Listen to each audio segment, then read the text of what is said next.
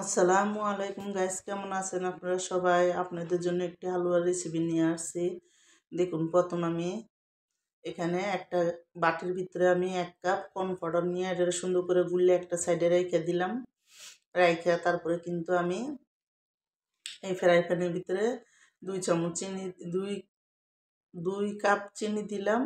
আর ওই কাপে আমি আধা কাপ, 1 কাপ আর আধা কাপের কম হইব একটু পানি দিলাম। দিয়ে কিন্তু এখন আমি চিনির শিরাটা করবো। তো দেখুন, চিনির শিরাটা সুন্দর মতন আমি কিন্তু চিনিটি গলা পর্যন্ত ভালো করে জাল দিয়ে দিয়ে চিনির শিরাটা করবো। আর চিনির শিরাটা সুন্দর মতন কিন্তু একটু গাঢ় গাঢ় হওয়া পর্যন্ত করতে হইব। তো দেখুন, ভালো করে আমি চিনিটা লাড়া দিয়ে দিয়ে তারপরে শিরাটা করতেছি। আর যখন শিরাটা হালকা একটু আঠা আঠা হয়ে আইছে, তখন এখানে আমি একটা লেবুর রস একটা দিয়ে দিলাম। কারণ লেবুর রসটা দিলে যে হালুয়াটা রান্না করবেন, এই হালুয়াটার উপরে চিনি হইব না, তো চিনির মতন শিরাটা হইব না উপরে।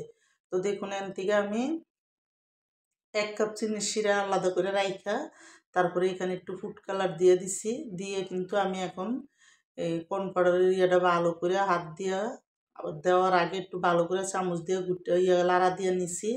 লাড়া দিয়ে তারপরে কিন্তু আমি এখন আস্তে আস্তে চুলার আঁচটা কমায় কমায় কিন্তু আমি একটা চুলার আঁচটা লোয়ার ভিতরে রেখেই কিন্তু এই হালুয়াটা লাইরা লেরা বানাইতে হইব। কারণ এই হালুয়াটা হাত থেকে লাড়ন যাব না। দেখুন, আস্তে আস্তে যখন হালুয়াটা সুন্দর করে পানিটা শুকিয়ে যাব আর এটা দলা ধরে ধরে হালুয়াটা সুন্দর মতন শক্ত হয়ে যাব। তো এইভাবে কইরা ভালো মতন কিন্তু হালুয়াটা লাড়তে হইব। আর লাড়ার পরে তারপর কি যখন একটু পানিটা শুকায় যাবে, আমি 2 চামচ এখানে ঘি দিয়ে দিলাম।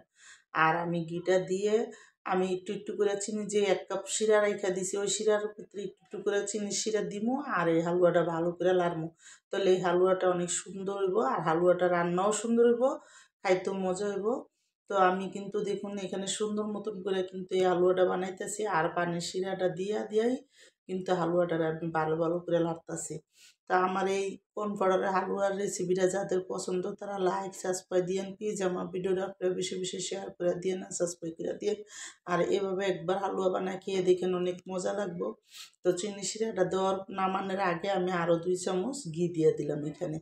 তো ঘিটা দিয়ে কিন্তু দেখুন আমি ভালো মতন লাড়তাছি। আর এটা অনেক সুন্দর করে কিন্তু হয়ে আইছে, প্যানের থেকে উঠতে উঠতে যেতেছে। তো এখন আমি দেখুন ভালো মতন লাইরা এখানে কটা পিস্তা বাদাম আর একটু কাজু বাদাম আমি একসাথে আর কটা কিশমিশ দিয়ে দিলাম।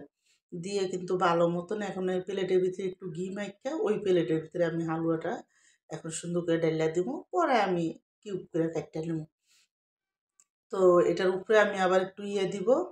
তো এখন দেখুন হালুয়াটা সুন্দর করে কইরা এই প্লেটটার ভিতরে হাত দিয়ে আমি একটু জাতা দিয়ে দিয়ে মিল করে দিলাম। আর উপরে দিয়ে একটু পাতা দিয়ে দিলাম, দেখতে সুন্দর। এইভাবে হালুয়াটা কাটতে